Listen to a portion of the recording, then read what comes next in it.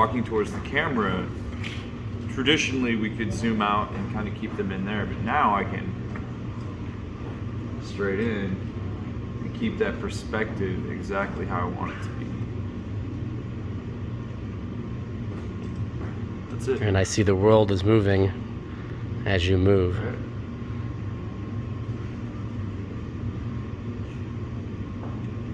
Following the tracker. You can just dive it super hard.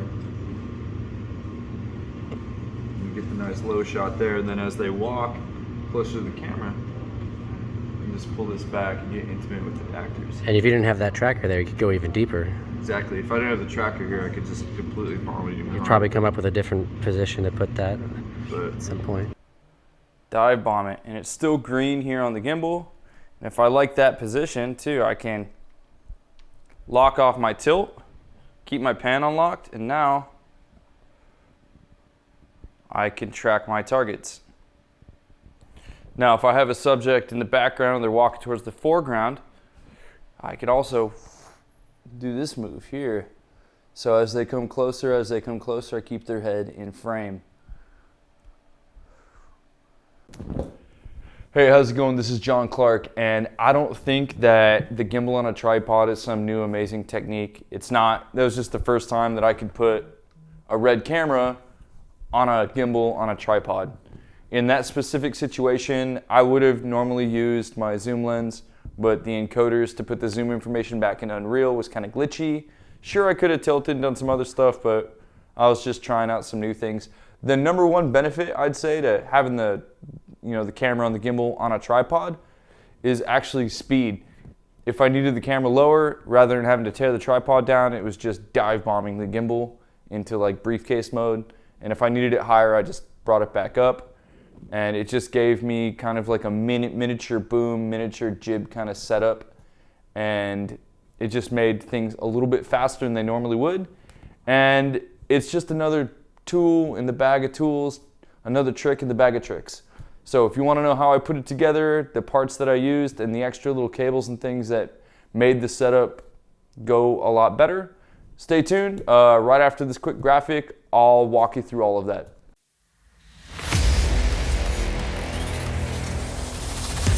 Remember to like and subscribe. So the first thing we want to do is we want to take our CameTV kind of block here and attach it to our plate. That guy on there. Now, also please notice there's a screw hole here because that's going to be for a safety we're going to put on a little bit. And on this side, there is a power connector that was included, and it was about a 8-foot cable because this is also meant, the next video I do is going to be kind of jib style, but we're making the world's smallest jib with a tripod pretty much. All right. This piece is on. Next thing I'm going to do is attach my gimbal. Rotate that to the lock position. Let me pan this around to show you guys. So here's the power cable on this side, and on this side, where that hole was I showed you, we're going to attach the safety bar. At the top of the safety bar, you'll see a small Allen screw. That head of the screw is actually what the safety is. So we drop it over here, and now that screw is preventing your gimbal from kind of falling off the top. And we're going to insert a screw down there. Get my Allen wrench. CameTV mount is on, plate is on, tripod is on, safety is on, gimbal is on. Now we're going to put our red Komodo onto the gimbal. So on my red Komodo, I have a archetype plate from Small Rig, which is extended and allows for more than one screw to be in there. I recommend it because it sits on the gimbal just a little better, and it's a solid investment.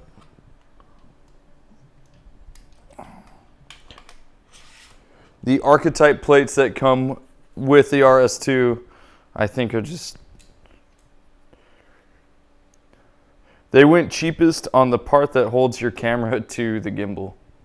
So upgrade that. Okay, so if you look here with it attached, I can just kind of do regular tripod stuff here, right? If I just wanted to have a very expensive extension on my tripod, I've achieved that. But we want it to act like a gimbal. So CameTV sends out a D-tap to, this is a 4-pin kind of proprietary cable that hooks up to their CameTV device, and that allows me to power my gimbal. So again, I'm going to rotate this here. Find that. There's a little notch this sits into.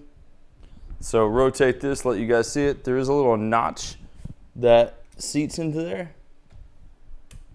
Ta-da.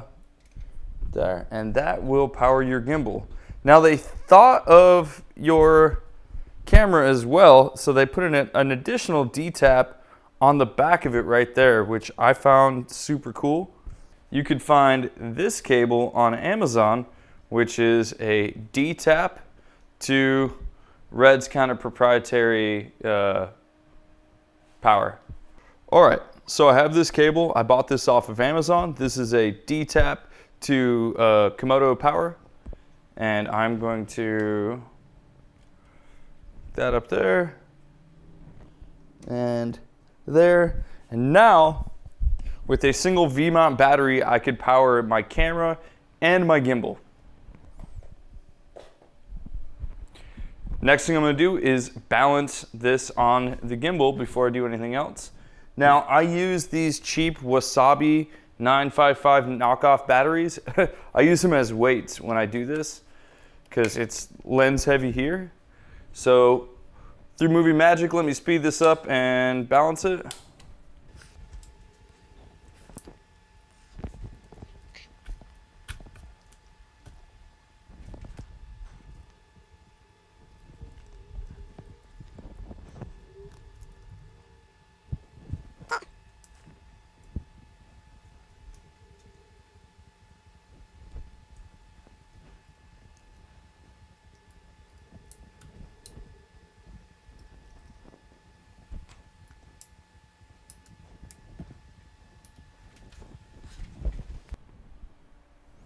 All right, so we have our Komodo balanced. I'm gonna level this head out here.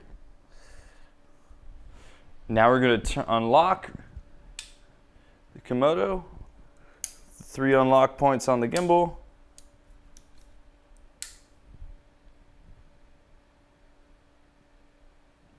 And as I do that, I'm going to power on the gimbal.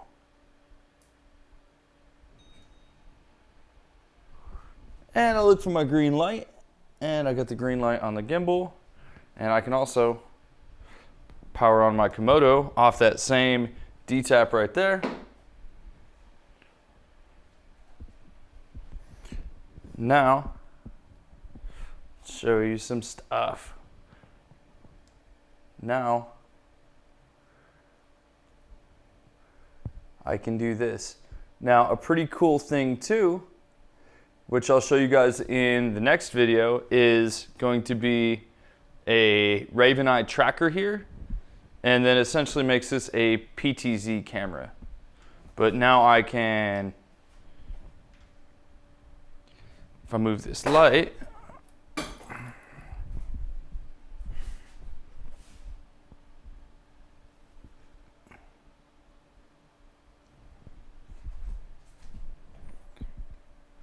so I can really just dive bomb it if I want. I'm still green on the gimbal. This would be essentially briefcase mode with the gimbal, right? So we could change one of the arms too. So I'll go here, boom.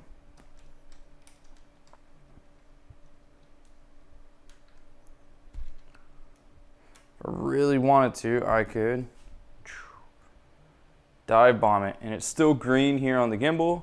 And if I like that position too, I can lock off my tilt, keep my pan unlocked, and now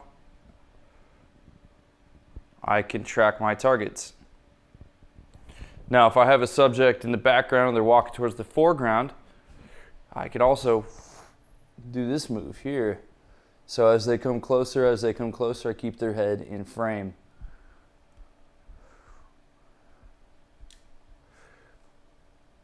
I've done this same setup and I have used tilt to follow focus. Boom, right there. If that's how I wanted to kind of set that up, I could. And when I'm done, go back to my home position here. Lock off the tilt. Lock off the pan. And power down the gimbal.